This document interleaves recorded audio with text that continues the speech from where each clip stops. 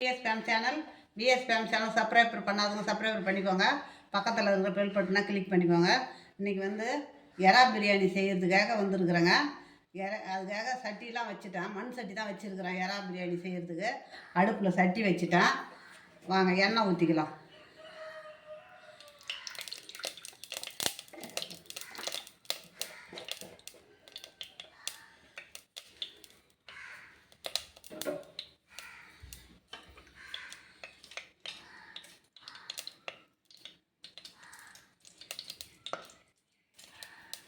ஏலக்காய், பட்டை, லவங்கம், நட்சத்திரம், அது பிரியாணி இலை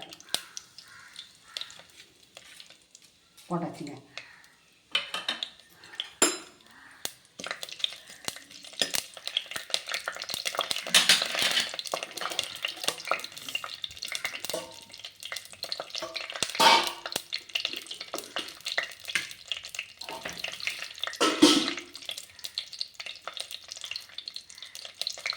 வெங்காயம் அப்படியே நம்ம ஸ்லைஸாக அரிஞ்சிருக்கிறோம் பாருங்கள். அது மாதிரி தான் அரியணும். பொடியாக அரிஞ்சிட போகிறீங்க.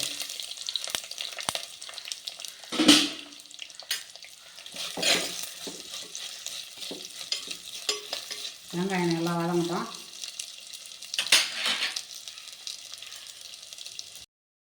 யாராவது பிரியாணி செய்யறதுக்கு நான் எந்த பொருளுமே காட்டலை. ஒன்று ஒன்றா நான் செய்யும் போதே காமிக்கிறேன், பார்த்துக்கோங்க. வெங்காயம் வந்து பெரிய வெங்காயம் ஒரு 2 வெங்காயம் போதும். இப்போ இஞ்சி பூண்டு இது போட்டுக்கலாம். நல்லா வதங்கிட்டு வெங்காயம் நான் சொல்லிடுறேன். போடும்போது அதை செய்யும் போதே சொல்லிடுறேன். பொருளை எதுவுமே காட்டல, அப்படியே செய்ய ஆரம்பிச்சிட்டேன்.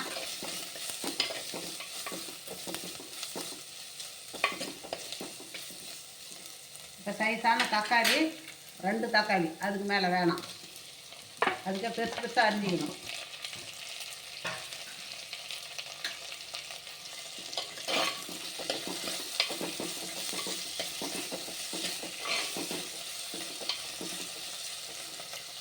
இதுக்கு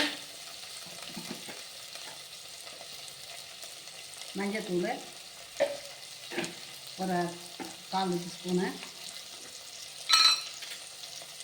மிளகாய்த்தூள் நம்ம காரத்துக்கு தகுந்த மாதிரி,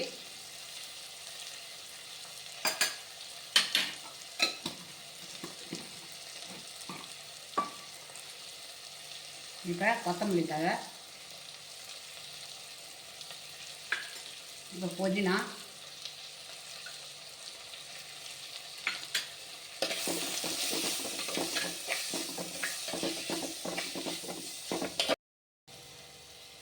தயிர்,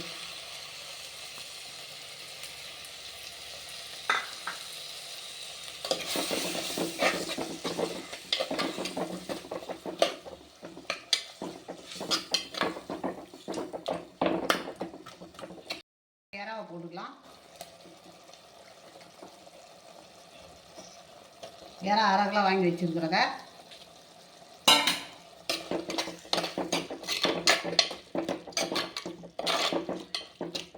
இப்போ இதுக்கு தேவையான உப்பை போட்டுக்கலாம்.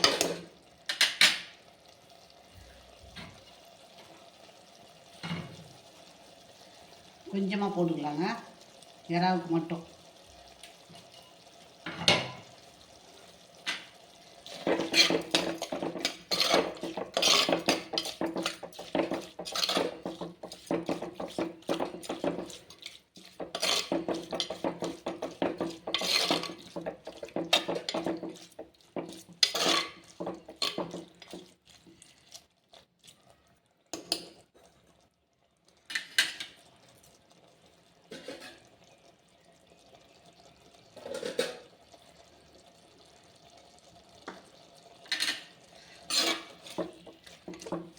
இந்த எறா வேகிறதுக்கு மட்டும் கொஞ்சமாக தண்ணி ஊற்றிக்கலாம், அதிகமாக வேணாம்.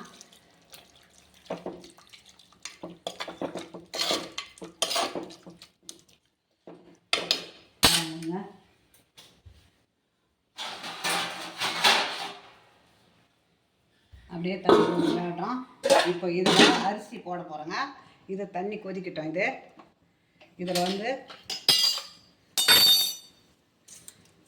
பிரிஞ்சி இலை, பட்டை, லவங்கம், ஏலக்காய் எல்லாத்தையும் இதில் போட்டுடுறேன். இதில் புதினா தழை இந்த தண்ணியில் கொஞ்சம் கொத்தமல்லி தழை. அது கொதித்த உடனே நம்ம அரிசி போட்டுக்கலாம். கொதிக்குதுங்க, அதுக்கு இந்த அரிசிக்கு தகுந்த உப்பை போட்டுக்கலாம். அதில் இப்போ அரிசி அதில் போட்டுடலாங்க. ஒரு அரை வேக்காடு, ஒரு 60% வெந்ததும் எடுத்துடணும் நம்ம.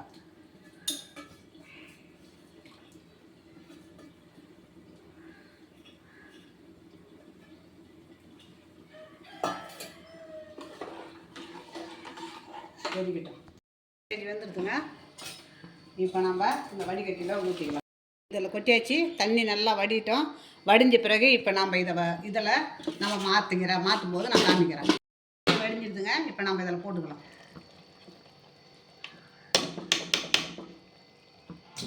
இப்போ நல்லா கிளறி விட்டு ஒரு 20 நிமிஷம் அப்படியே நம்ம நல்லா கரண்டியை போட்டு கிளறக்கூடாது, சாதம் உடஞ்சிடும்.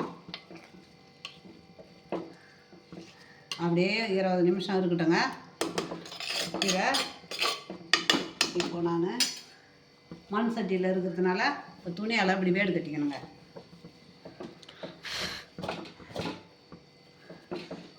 துணியால் அப்படி வேடு கட்டி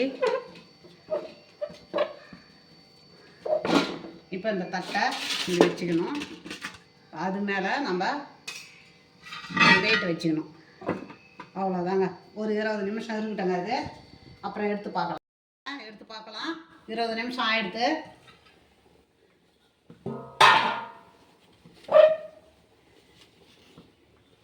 பாருங்கள் எவ்வளோ சூப்பராக இருக்குது பாருங்கள். அப்படியே இது ஆறட்டும். அப்படியே இப்போ சூடலில் கிளறணுன்னா உடையும், அரிசி சாதம் உடையும். அதனால் அப்படியே இருக்கட்டும். இன்னும் கொஞ்சம் நேரம் அது ஆறட்டும். நம்ம கொத்தமல்லி தழையை போட்டுக்கலாம். அப்படியே ஆறட்டுங்க. ஆறின பிறகு நம்ம எடுத்துக்கலாம். பிரியாணி ரெடி ஆகிடுதுங்க. சூப்பராக இருக்குதுங்க. அப்படியே அந்த வாசனையாக சாப்பிட்லாம் போல் இருக்குது, எச்சி ஊறுது. உங்களுக்கு பிடிச்சிருந்ததுன்னா எனக்கு லைக் பண்ணுங்கள், கமெண்ட் பண்ணுங்கள், சப்ஸ்கிரைப் பண்ணுங்கள்.